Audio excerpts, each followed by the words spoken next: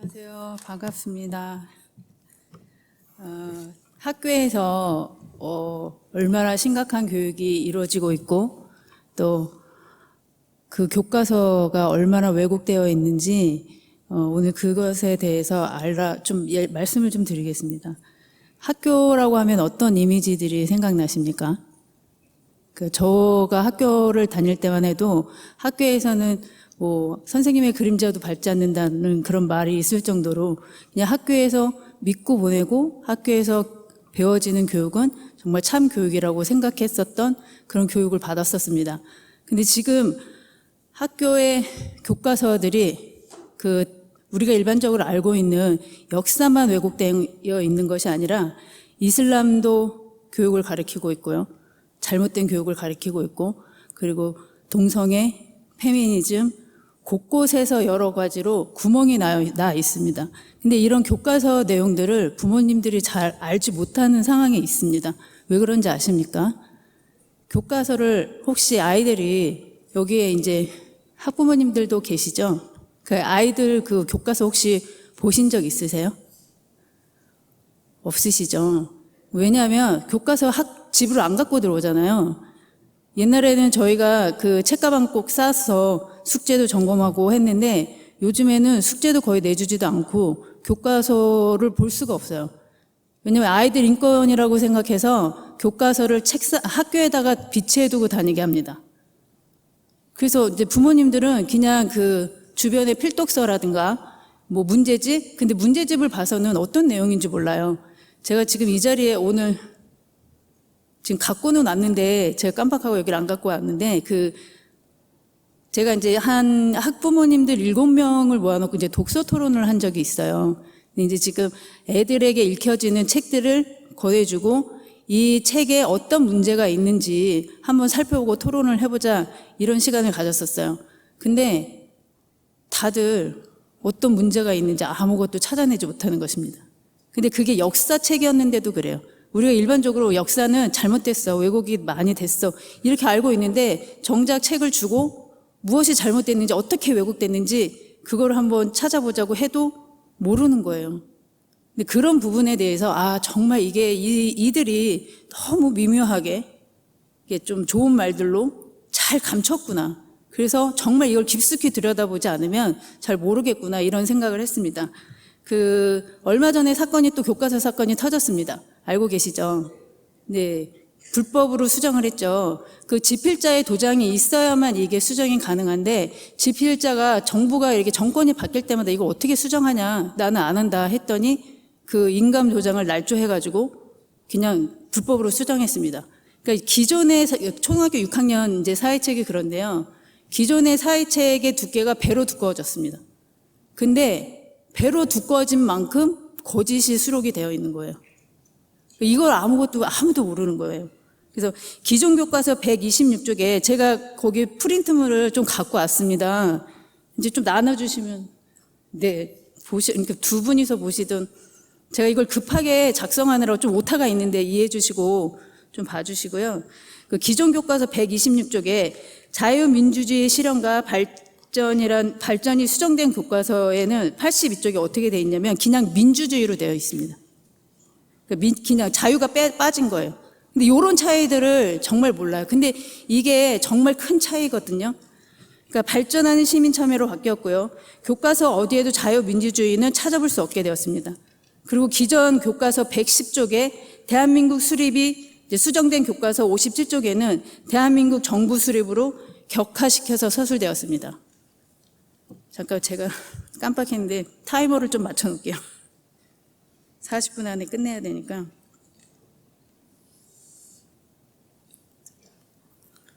이 교과서 이 왜곡된 요것만 해도 진짜 몇 날 며칠이 걸리는데 지금 한 몇 가지를 좀 하려고 굵은 타이틀을 좀 갖고 왔는데요. 그리고 정부와 나라의 차이는 큽니다. 나라가 이렇게 만들어지려면 3가지 구성 요소가 있습니다. 뭔지 아십니까? 네. 국민이죠. 근데 이 중에 아무것도 없어도 정부는 수립이 돼요. 그것이 임시정부였습니다. 임시정부 때는 저희 영토 없었죠.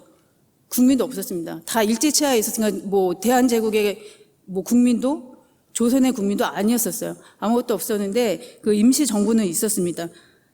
이렇게 정부하고 국가는 엄연한 차이가 있는데 이들은 우리를 국가가 아닌 정부라고 하는 것입니다. 그러면 대한민국은 괴뢰 집단이라는 말밖에 안 되는 거거든요. 우리가 지금 괴뢰 집단에서 살고 있습니까? 2천만 명의 인민들을 포로 상태로 잡아서 거대한 감옥에 가둬둔 북한이 괴뢰 집단입니다. 그것이 괴뢰 정부입니다. 근데 북한은 오히려 국가로 인정을 하고 자국은 오히려 국가가 아닌 정부로 격화를 시킨 것입니다. 이게 초등학교 6학년에 서술되어 있는 내용이고요.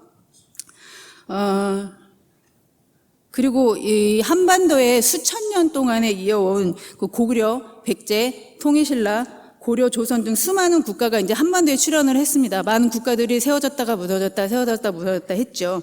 근데 거기는 상위 1%만을 제외한 나머지 구성원은 노비가 아니었으면 노비이거나 백성이었습니다.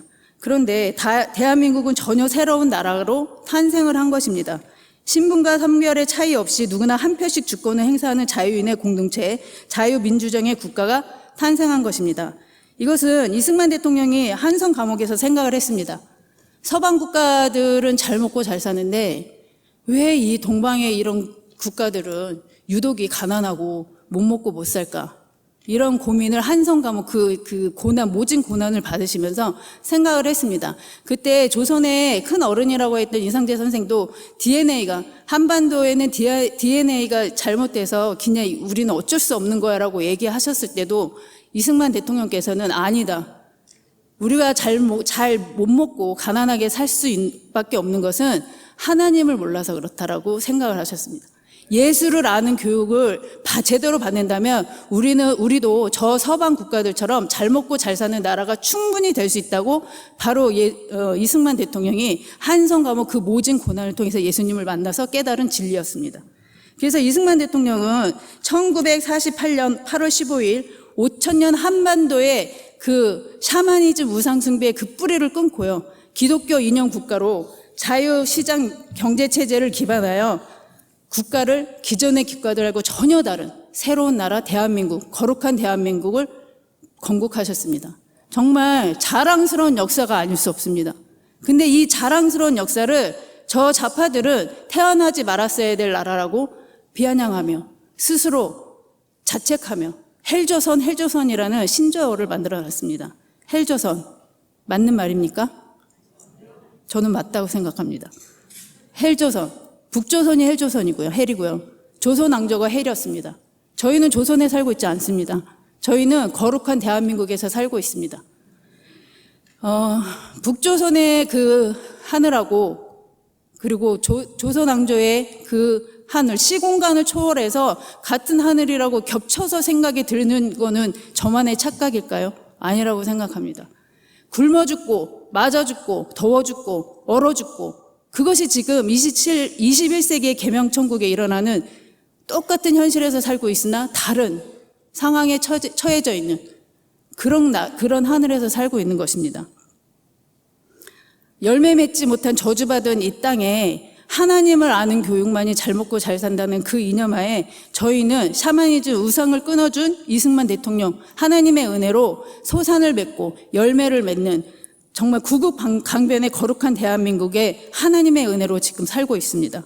이처럼 사회 교과서에서 가장 명확하게 기술되어야 할 가장 위대하고 중요한 가치인 건국과 그 정체성을 지워버린 것입니다. 대한민국의 다음 세대들의 국가의 건국 일과 자유민주주의 체제를 영원히 배울 수 없게 되었습니다. 이런 지경에 이르렀는데 학부모님들 아무도 알지 못하고 이것을 저지하거나 항의하는 이런 일들이 일어나지 않고 있습니다. 이처럼 민주주의, 자유민주주의, 그냥 자유가 빠진 민주주의는 중요하지 않습니다. 그냥 민주주의는 좌파들이 계속 입버릇처럼 말하고 있는 민주, 이 민주는요, 지금 북조선 인민민주주의도 민주주의입니다. 민주는 하나도 중요한 것이 아닙니다. 자유만이 있어야 중요한 것입니다. 그동안 우리가 너무나도 터부시 여겼던 자유는 이렇게 소중합니다. 좌파 정권의 역사 왜곡은 순간에 이루어진 결과물이 아닙니다. 아주 오랜 시간 조금씩 땅 따먹게 하듯 야금야금 점령해 왔던 것입니다. 그러니까 마치 사막에, 이런 얘기는 많이 들어보셨을 거예요. 낙타를 타고 가는 주인이 이제 그 하루를 머물려고 텐트를 쳤어요. 근데 이제 자기만 안에 있고 낙타는 바깥에 있으니까 불쌍히 다리 한쪽 넣어라 뭐 이렇게 하다 점점 텐트 안에는 낙타가 들어와 있고 주인은 바깥으로 내몰려 있는, 이런 예언 많이 들어보셨죠? 지금 저희가 그렇게 되어가고 있는 것은 아닌지 다시 한번 생각해 봐야 될 문제입니다. 수정된 부분은 이것뿐만이 아닙니다. 북한은 여전히 한반도의 평화와 안보를 위협하고 있습니다. 이 문장이 빠졌습니다. 그리고 박정희 정권 유신체제 유신헌법에 따른 통치, 요것이 유신 독재의 새마을 관련된 사진도 다 빠졌습니다. 한강의 기적 표현들이 삭제되었고 거기에 말도 안 되는 혁명이라고 저들이 부르는 촛불 집회 소개가 아주 장황하게 그렇게 사술이 되어 있습니다. 브라질의 룰라 대통령도 러시아의 푸틴 대통령도 존경하고 배우고 싶어하는 것이 새마을 운동이고 박정희 대통령입니다. 근데 세계인들이 존경하는 두 대통령을 유독 대한민국 국민만 싫어합니다. 전쟁은 아직 끝나지 않았습니다. 강대국들은 평화를 지키기 위해 전쟁을 준비합니다. 반면 우리는 평화를 지키겠다고 안보를 해체하고 있습니다. 국력을 무력화하며 군대를 해체 수준까지 이르게 합니다. 그 대가는 무엇일까요? 미사일이라고 하지 못하고 발사체라고 합니다. 간첩선을 탈북한 어선이라고 말하고 있습니다. 쌀을 달라고 하면 쌀을 줬고요. 돈을 달라고 하면 돈을 줬습니다. 이렇게 줄 거 다 주고 거덜나면 그때는 우리 또 어떻게 될까요? 그때는 우리도 맞아 죽고 굶어 죽고 더워 죽고 얼어 죽고 결국 그런 사태가 되지 않겠습니까? 옛날 동화 중에 떡 하나 주면 안 잡아먹지라는 그런 말들이 생각납니다. 근데 떡 하나 주고 두 개 주고 다 떨어졌으니 어땠습니까? 결국 그 떡장수는 그냥 호랑이한테 다 잡아먹혔습니다. 결국 이 사태에 우리도 그렇게 되지 않겠습니까? 이번 교과서가 불법으로 수정되어서 그 심각성을 알게 되었지만 학교 도서관에 배치되어 있는 도서들이나 필독서들을 보면 이미 자유는 빠져 있고 이승만 독재 박정희 정부는 구테타로 정권을 빼앗은 군부 독재로 서술되어 있고요. 김일성 박헌영에 대해서는 통일정부를 수립하려 했지만 좌절되었고 결국엔 민주주의를 지향하는 바가 달라 다른 길을 갈 수밖에 없다는 식의 긍정적인 표현으로 서술이 되어 있습니다. 그 책을 제가 보여드리려고 갖고 왔는데 갖고 오지 못했습니다. 이거는 제 아이의 경험담을 이제 말씀을 드리겠는데요. 이제 저희 아이는 이제 제가 이제 이런 활동들을 하니까 이승만 대통령에 대해서 이제 수없이 많이 들었습니다. 그래서 저 아이가 이승만 대통령을 존경하게 됐어요. 그러니까 자기의 꿈이 원래 이제 목사가 되겠다고 했는데 바뀐 거예요. 자기는 이제 훌륭한 정치인이 되겠다, 이승만처럼. 근데 그날 이제 어느 날 마침 학교에서 이렇게 발언하는 너의 꿈이 뭐니? 저 아이가 지금 중학교 2학년인데 4학년 때로 기억을 해요. 뭐니 이런 이제 발표하는 시간이 있었어요. 그래서 얘가 번쩍 손을 들고 저는 훌륭한 정치인 이승만 대통령처럼 훌륭한 정치인이 되고 싶어요라고 했다가 선생님한테 엄청나게 혼났답니다. 근데 선생님한테 혼나는 거는 이해가 가요. 근데 제가 그 얘기를 듣고 깜짝 놀랐던 건 그 아이들이 이승만에 대해서 어떻게 이렇게 부정적인 생각을 하지? 라고 생각해서 놀랐습니다. 야, 그 민족의 원흥인 이승만이 뭐가 좋다고 뭐가 존경해서 이런 식으로 말을 했다는 거예요. 제가 참았을까요? 전화를 했죠. 무슨 근거로 이승만에 대해서 그렇게 얘기하시느냐. 이제 이렇게 항해 전화를 했습니다. 그리고 또 얼마 안 지나서 4.19, 이제 요즘에 학교에서 계기 수업이라는 게 있습니다. 계기 수업이라고 하면 잘 모르시는데요. 재량 수업입니다. 재량 수업. 그 날에 만약에 4.19, 4월 19일, 5월 18일, 4월 16일 뭐 이런 식의, 그러니까 4월 3일 뭐 4.3 사건, 그 날에 주어지는 역사적인 사건을 담임이나 그 시간에 많은 선생님들이 재량껏 수업을 하는 걸 이제 계기 수업이라고 하는데요. 그때 4.19였을 거예요. 근데 저 아이가 이제 막 씩씩거리면서 집으로 와가지고 정말 이제 학교 다니기가 싫다. 너무 한계가 느껴진다. 막 이제 이렇게 이제 울분을 토하는 거여서 왜 그러냐 했더니 4.19에 대해서 너무 그 이승만 대통령을 폄하한다는 거예요. 근데 얘는 이제 진실을 알고 있으니까 듣고 있기가 힘들었었던 거예요.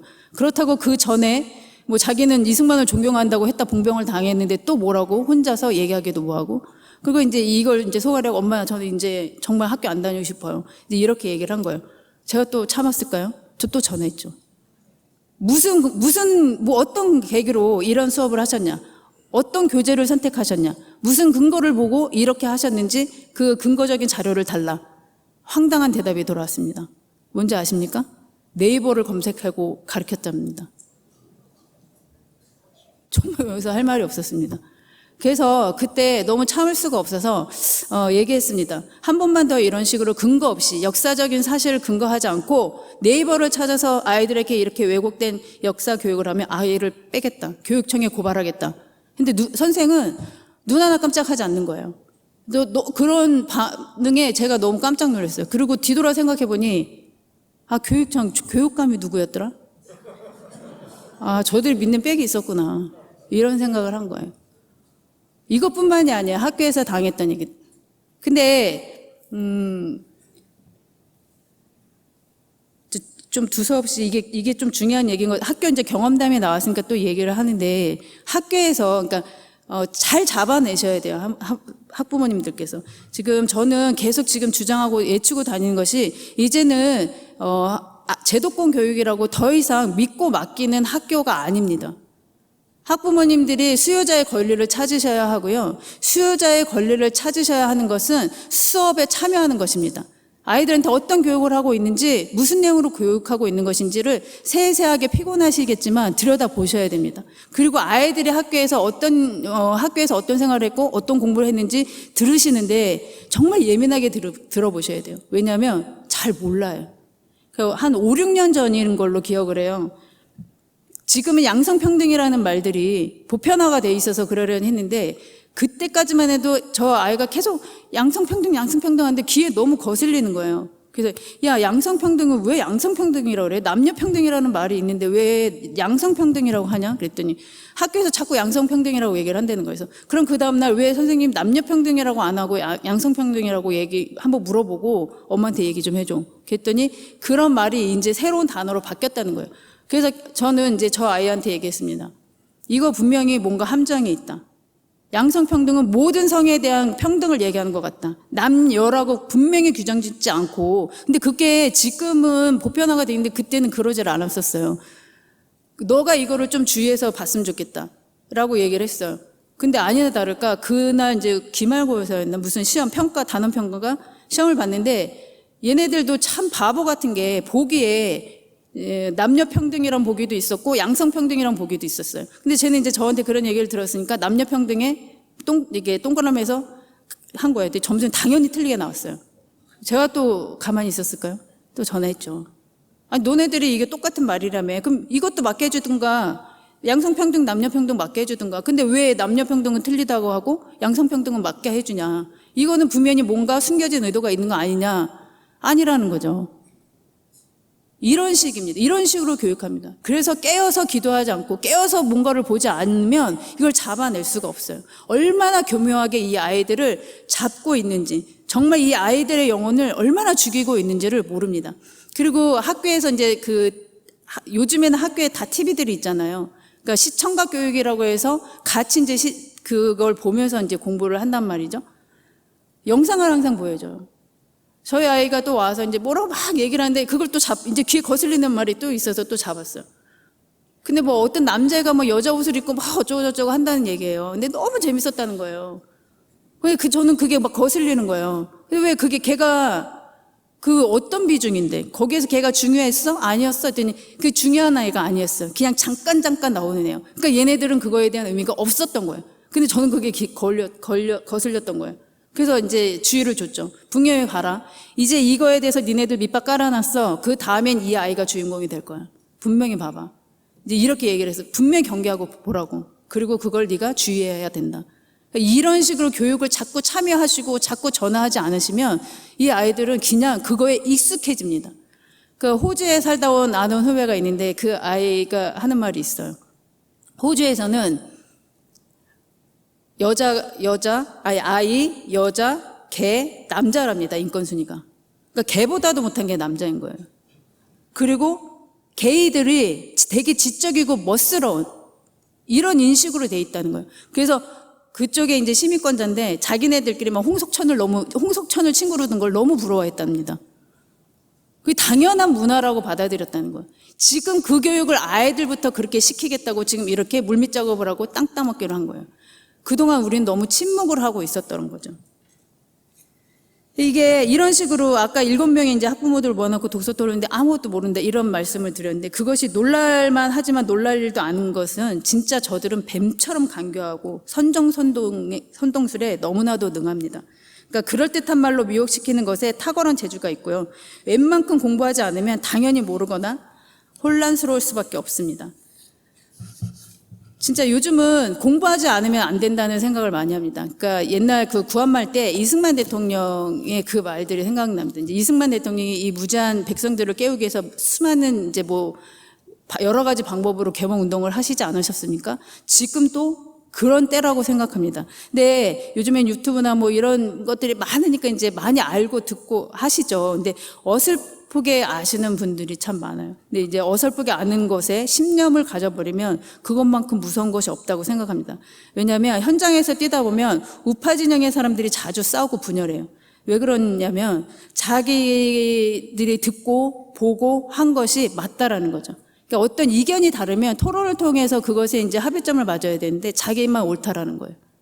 그러니까 여기에 이제 그 어떤 자기가 어설프게 안 이거에 자기의 신념까지 탑재해버려서 서로 이제 옳다 주장하는 거죠. 이러다 보니까 같은 생각과 같은 이념과 같은 목적을 갖고 하는데 이게 연합이 안 되는 거예요. 이런 경우가 많이 있어서 많이 안타까움을 받았습니다.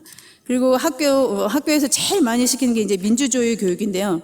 정말 이들이 말하는 민주주의 그 교육에, 교육 안에는 효를 빼앗았고, 효의 질서를 이제 무너뜨렸고, 또 인권이 없습니다. 저들이 가장 말하는 인권이죠. 민주주의 인권. 근데 인권이 없습니다. 그 학교 교육에 비단 이제 역사 교과서만 왜곡된 것이 아니라고 말씀드렸습니다.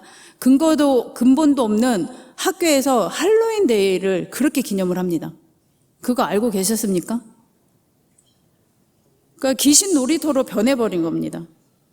그러니까 그때만 되면 교실에 귀신 모양의 장식품들로 장식을 해요. 호박등을 만들고요. 그 안에 사탕과 과자를 넣어줍니다. 아이들은 사탕과 과자에 영혼을 팔아버리는 것입니다. 제가 학교에서 아이들을 가르칠 때 일인데요. 제가 막 가르치고 있다가 무심코 이렇게 복도에 이렇게 큰 창이 있잖아요. 막 애들 보고 가르치다가 이렇게 무심코 고개를 돌렸는데 깜짝 놀랐어요. 저승사자모자들이 둥둥둥둥 떠다니는 거예요. 깜짝 놀랐어요. 그 아이들이 쑥 들어오는데 보니까 그 할로윈 모자, 검은색 모자 있잖아요. 하나같이 그거를 다 쓰고, 이제 이 아이들이 키가 작으니까 그 모자만 둥둥둥둥둥 떠다니는 것 같은 거예요. 정말 귀신 놀이터가 되어버린 것 같습니다. 근데 이 아이들이 그 할로윈 데이를 정말 좋아합니다. 근데 너 이런 거 샀니? 학교에서 사갖고 갖고 왔니? 이제 물어보니까 이것을 담임 선생님들이 다 나눠줬다는 거예요.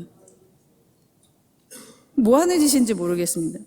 이거 더 놀라운 것은 이제 이 아이가 막 수업하고 있는데 빨리 끝나고 학원 가고 싶어요 막 이래요. 그래서 야, 네가 언제부터 이렇게 학원을 열심히 다녔다고 뭐가 그렇게 학원을 빨리 가고 싶냐 물어봤더니 학원에서도 할로윈 파티를 한다는 거예요. 빨리 가서 과자도 받아야 되고 사탕도 받아야 된다는 거예요. 근데 놀란 것은 그 아이 학부모하고 이제 통화를 몇 번 상담 때문에 해봤는데 되게 신실한 그리스도인이라고 제가 생각을 느낄 정도였었어요. 아이를 위해서 기도해 주셔서 감사합니다. 뭐 하나님을 믿는 선생님이라 너무 좋아. 이런 얘기들을 하셨거든요. 너희 엄마가 할로윈데이 이런 거 갖고 가면 뭐라고 안 하시냐? 뭐라고 얘기 안 해주셔? 엄마도 좋아한다는 거예요. 개념이 없습니다. 이것이 얼마나 큰 하나님 앞에 범죄이고 이것이 얼마나 큰 심각한 영혼을 그 사탄이 잡는 이 행위인 것을 이거 의식이 없는 것입니다. 그냥 이거 하나의 문화로 받아들여진 거예요. 할로윈 데이가 되면 거리나 마트를 정말 가기가 싫습니다. 그 흉물스러운 할로윈 그 장식품들을 너나 할 것 없이 상업 물품으로 막 팔고 있지 않습니까? 정말 끔찍합니다. 그것을 재미있다고 아이하고 부모하고 같이 이렇게 골라서 이렇게 웃고 뭐 이러는 거 보면 정말 너무 안타까워서 눈물이 납니다. 저 영혼들을 어떻게 해야 되는지. 어떻게 정말 복음을 전하고 정말 하나님 앞에로 제대로 된 이렇게 인도를 해야 될지 그런 안타까운 마음이 듭니다. 근데 이것을 학교에서 전혀 상관없는 학교에서 앞장서서 이 할로윈을 기념하고 축제하고 그리고 정작 크리스마스는 나몰라라고 이런 걸 봤을 때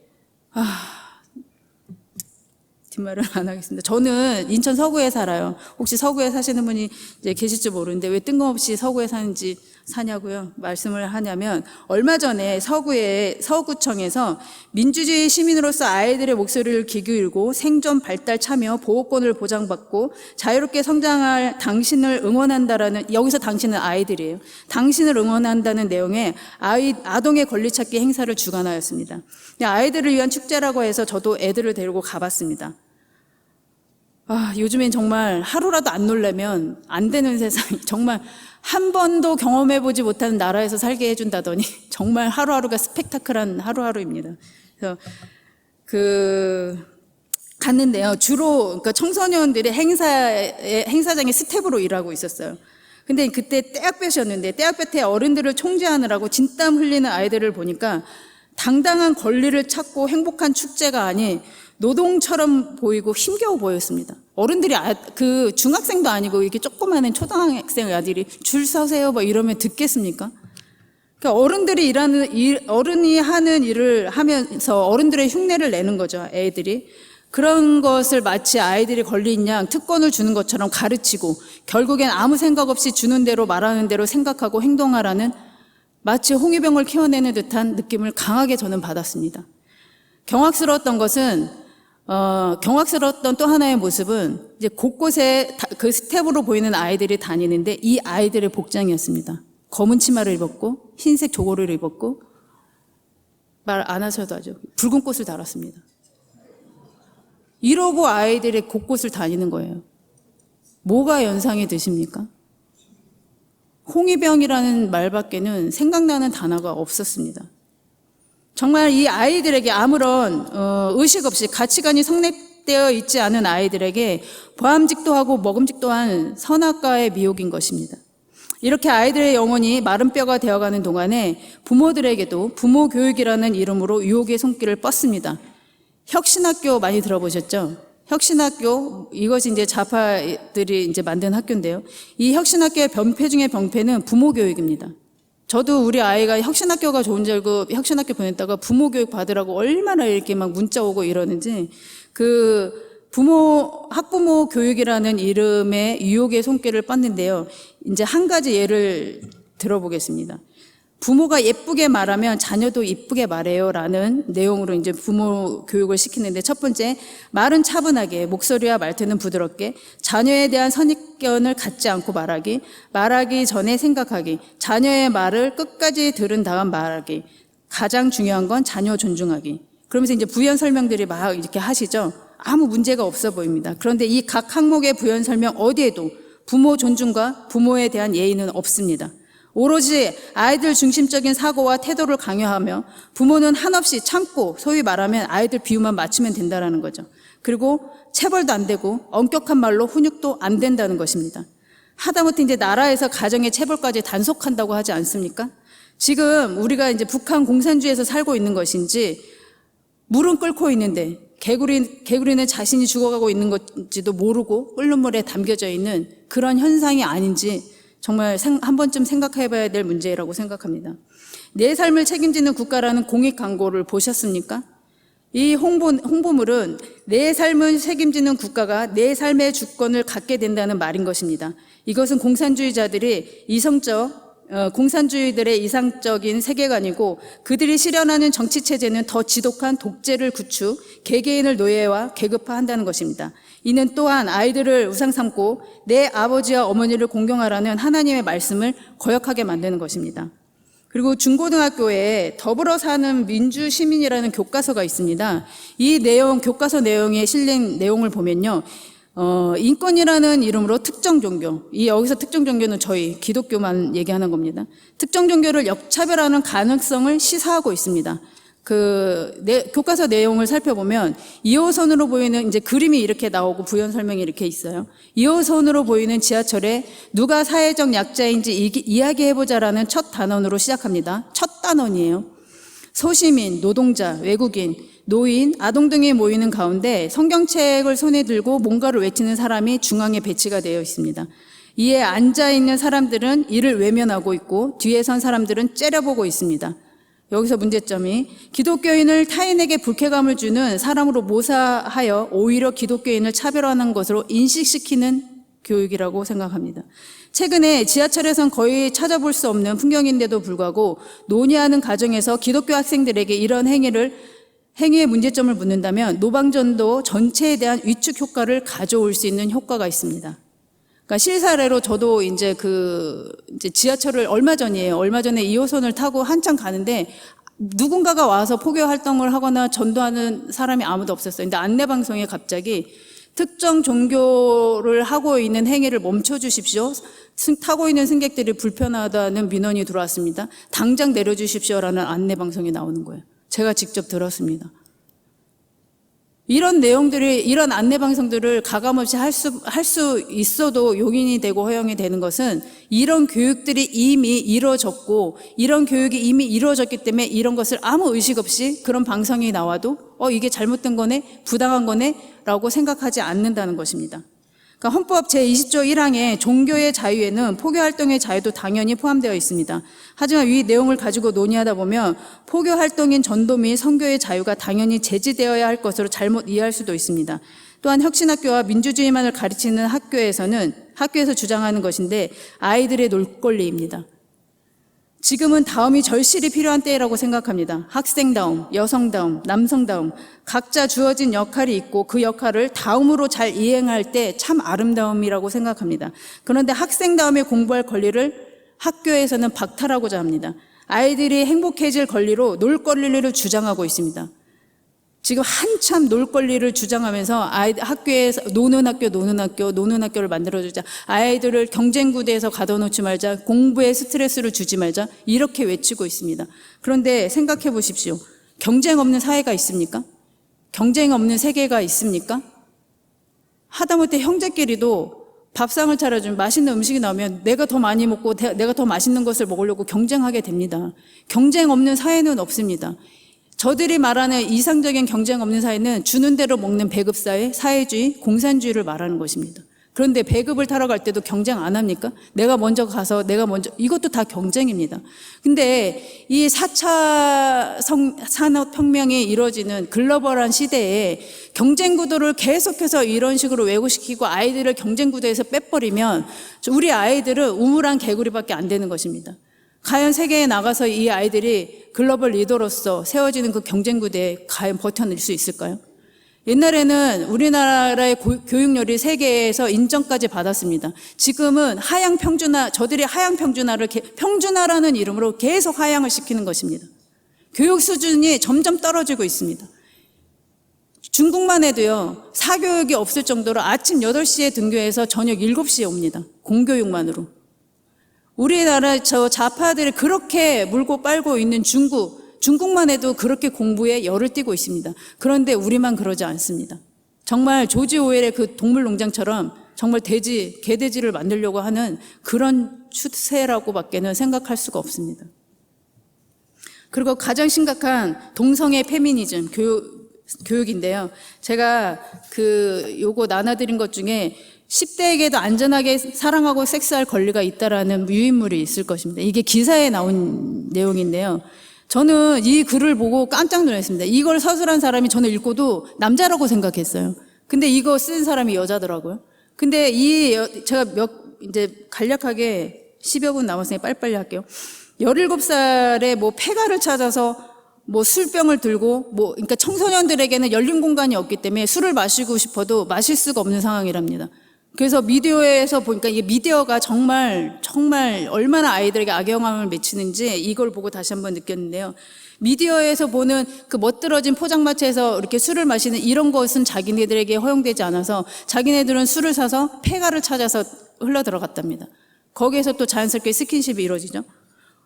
그리고 이 내용에 그리고 16살 가을에 또 엄마 아빠하고의 갈등이 고조되면서 집을 나왔고 거기서 누군가를 만났고 그 아이와 이렇게 또 자연스럽게 스킨십이 생겨서 계단에서 어쩌고 저쩌고 이렇게 몸을 쓰다듬고 이런 내용들이 쫙 나옵니다. 근데 이제 얘가 주장하는 것은 뭐냐면 청소년에게도 쾌적한 장소에서 술을 먹거나 섹스를 할 수 있게 해달라는 얘기입니다. 꼭 한번 읽어보시고 경각심을 가지시라고 제가 이거 유인물을 빼왔어요. 그리고 얼마 전에, 근데 더 심각한 거는 이 글을 쓴 이 사람이 학교에 초빙 강사로 성교육을 하러 다닙니다. 아이들에게 어떤 성교육을 할까요? 정말 심각하지 않을 수가 없습니다. 이런 거를 학부모님들이 모르는 것이에요. 얼마 전 유초등 고등학교 선생님을 대상으로 한 성교육 프로그램에서 강연을 했다. 뭐 이렇게 쭉 있는데 중학교 2학년 커플이 학교 구석에서 키스를 하다가 중학교 1학년 학생들에게 들켰다. 그 때문에 서로 안쓰러워지자 선생님이 키스한 학생을 혼냈다고 한다. 그 학생들을 혼난 뒤에 자기들의 스킨십을 잃은 1학년을 찾아다녔다. 선생님은 왜 해당 학생을 반성하지 않고 1학년에게 강압적으로 행동했는지 모르겠다며 이 상황을 어떻게 생각하냐고 물어보았다. 뒤에 넘어서 숨어서 한 건데 그걸 굳이 봤다고 선생님한테 잃은 1학년들이 잘못이라는 의견도 있었다는 겁니다. 우선 이 지은이가 우선 청소년에게 애초에 이런 키스를 하고 스킨십을 할 수 있는 애초에 공간을 만들어주지 않았냐고 또 반문을 했다는 거예요, 선생님들한테. 그리고 청소년의 출입을 금지한 숙박업소에서는 청소년의 혼숙을 법적으로 금지해서 문제가 된다는 거예요. 그렇다면 청소년들에게 애초에 허락한 공간이 있는 걸까? 있긴 한 걸까? 이렇게 물음을 합니다. 청소년들에게 혼숙하라고 그러면 법적으로 쾌적한 공간을 내줘야지 맞습니까? 이거를 학교에서 강의를 하고 다닌다는 거예요. 그리고 나는 혼난 1학년 학생을 찾은 이유는 자기는 찬성한다고 얘기를 하는 거예요. 마치 내리갈굽의 문화처럼 선생님이 권력으로 학생을 눌렀으니 그 권력을 보고 배운 2학년이 1학년에게 똑같이 휘두른 것뿐이다. 그래서 그 2학년이 1학년을 찾아내서 폭력을 휘두른 거는 정당하다라고 얘기를 하는 것입니다. 그 밑에 평등해야 안전하다라는 것이 있어요. 근데 어느 이제 편의점에 그 사진이 하나 이렇게 있죠. 여기에 이제 편의점 점주가 미성년자에게는 콘돔을 팔지 않습니다라고 붙인 거예요. 근데 이 옆에 이거는 대자보를 붙인 겁니다. 학생이. 그 내용인즉 최근에는 한 편의점 점주가 청소년에게 콘돔을 팔지 않겠다는 안내 문구를 편의점 옆에 붙였다. 한 청소년은 그 안내문 옆에 정문의 대자보를 붙였다. 콘돔은 남녀노소 누구나 사용할 수 있는 의료기기입니다. 청소년에게도 콘돔이 필요합니다. 모든 사람에게 안전하게 사랑할 권리가 있기 때문입니다. 청소년 여러분, 당당하게 콘돔을 구입하세요. 이렇게 쓴 겁니다. 이게 당당하게 이게 해야 될 일입니까? 이런 것들이 학교에서 자행하다 보니까 혹시 이게 놀이공원이나 이런 데 보면 교복 입은 아이들이 자연스럽게 스킨십 하시는 모습들을 보셨습니까, 혹시? 저는 저희 아이하고 놀이공원 갔을 때 줄을 서는데 정말 이렇게 낯이 뜨거워갖고 교복을 입었음에도 불구하고 아이들이 서로 너무 그러니까 허리를 감싸 안고 부둥켜 안고 사방팔방에다 뽀뽀를 해대고 바로 앞에 이제 조그만 애가 있는데 어디 이 아이를 눈을 가릴 수도 없고 왜 이 아이들이 양심의 가책이 없이 정말 부끄러운 것 없이 이렇게 벌건 대낮에 어른들이 다 있고 누가 다 보는 이렇게 다 오픈되어 있는 그 공간에서 그런 행위들을 자연스럽게 할 수 있을까라는 문제점을 여기서 풀었습니다. 학교에서 이런 교육들이 너무나도 자연스럽게 성관계를 갖고 섹스할 권리는 너희들이 선택해서 너희들이 행동하는 거야 라고 가르치니 이 아이들이 그것이 양심도 제의식도 부끄러움도 아무것도 없을 수밖에 없는 것입니다. 이런 것을 여태까지 우리 학부모님들이 그저 방관하고 있었습니다. 이것을 이 사람은 뭐라고 하냐면 경험 부족의 성적 의사소통과 실천을 주체적으로 선택하고 만들어갈 역량을 쌓기가 어려워서 성관계에 대한 것이 안전하게 하려면 평등하게 이루어져야 된다고 얘기합니다. 이런 주장에 뒷받침되는 것이 지금 학교에서 난리가 난 학생인권조례입니다. 학생인권조례에 대해서 알고 계십니까? 지금 경남에서 한참 난리죠. 경남에서 이제 학생인권조례 반대한다고 학부모들이 난리를 쳤고 얼마 전에는 그 부천시청에, 이번 주였었어요. 부천시청이 부천에 이제 젠더마을을 형성한다고 그래갖고, 저희가 저희 행동하는, 기도하는 사람들이 전부 다 몰려갔습니다. 시청 앞에서 이제 집회를 했습니다. 성공했습니다, 결과는. 그래서 그 다음날 바로 젠더마을 이제 안 하겠다고 공식적으로 발표를 해주셨습니다.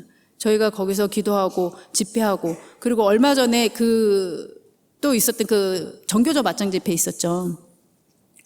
거기서 저희가 그때도 성공을 했었는데 그거를 저희가 성공한 기쁨으로 강화문 대첩이라는 이름을 지었습니다. 근데요, 기가 막혔던 것은 저희가 마이크를 잡고 우리는 학부모입니다. 우리는 정치하는 부모가 아닙니다. 우리도 이렇게 나와서 아이들 이렇게 힘들게 하고 싶지 않은데 우리가 목소리를 내지 않으면 아무것도 되지 않고 저항으로 막을 수 없기 때문에 우리가 이 자리에 나왔습니다라고 학부모의 신분을 밝혔어요.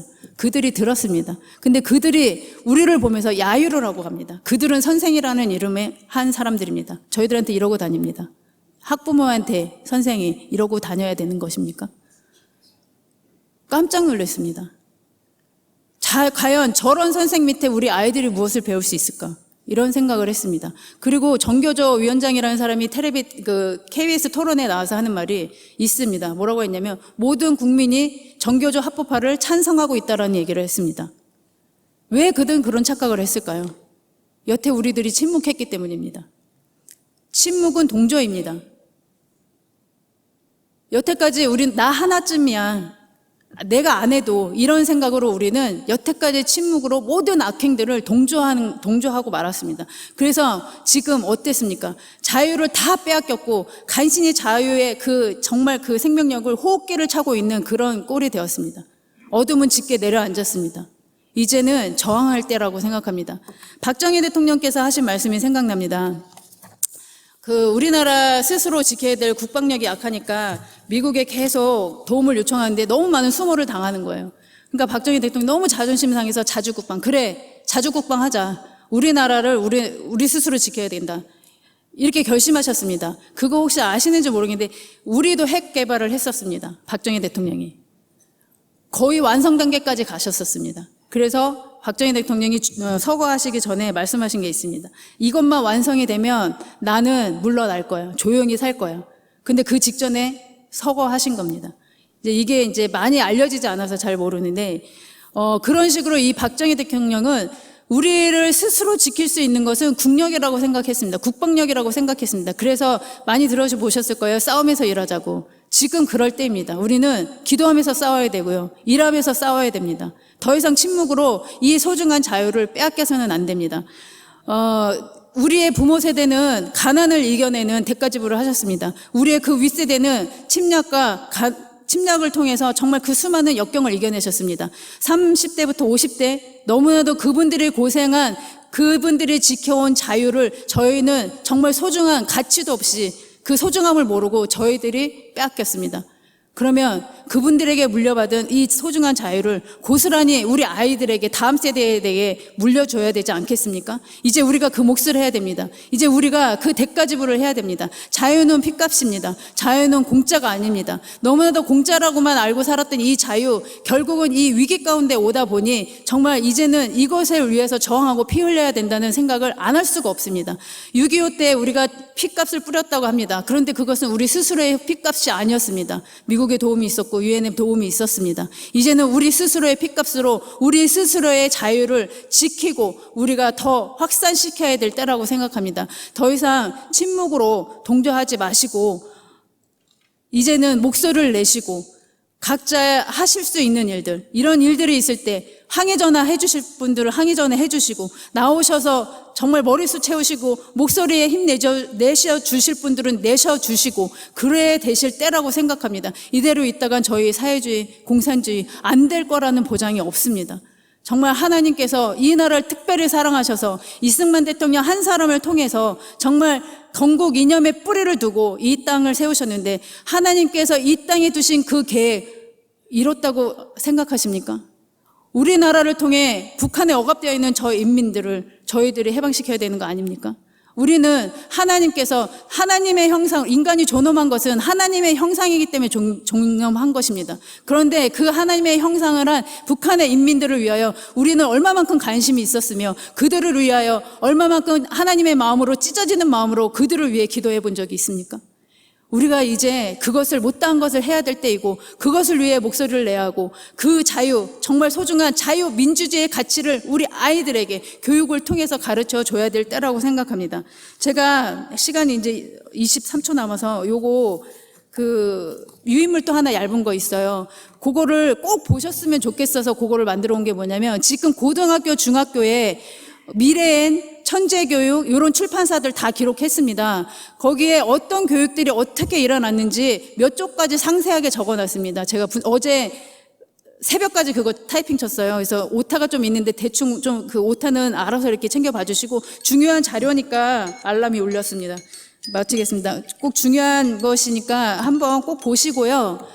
참고하시고, 이제 아이들의 그 교육을 위해서 학부모님들, 아이는 혼자 키우는 것이 아니라고 합니다. 할머니, 이웃 모두 이 나라 전체가 키워야 되는 것이라고 합니다. 우리가 이제 학교 교육에서 어떤 엄청난 악행이 벌어지고 있고 말도 안 되는 교육으로 아이들의 영혼을 빼앗고 있는지를 좀 더 관심 가져주시고 봐주시고, 그리고 기도해 주셨으면 좋겠습니다. 제가 이것을 준비하면서 계속해서 생각나는 말씀이 있어서 그거 하나만 말씀 읽고 내려가겠습니다. 신명기 4장 9절 말씀 같이 한번, 한 절이니까 같이 한번 읽어볼까요?